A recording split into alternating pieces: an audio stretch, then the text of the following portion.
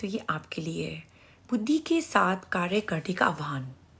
और कृष्णा इस अध्याय का समापन अर्जुन को ये प्रेरणा देकर करते हैं कि वे बुद्धि और कर्म को साथ साथ अपनाएं।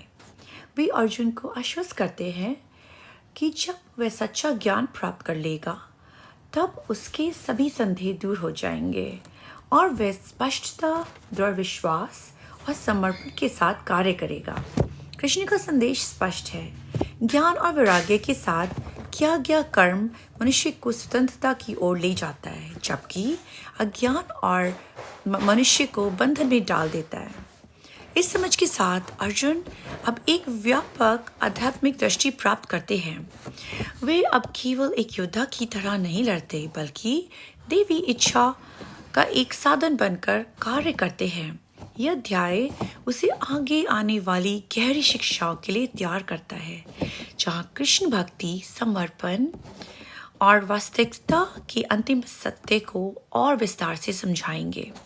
इस प्रकार भगवद गीता का चौथा अध्याय सिखाता है कि बुद्धि और कर्म एक साथ चलने चाहिए। सच्चा संन्यास संसार से भागना नहीं है, बल्कि समझ और समर्पण के साथ संसार में रहते हुए कर्म करना है। इसी संतुलन में मनुष्य को अंतिम मुक्ति प्राप्त होती है।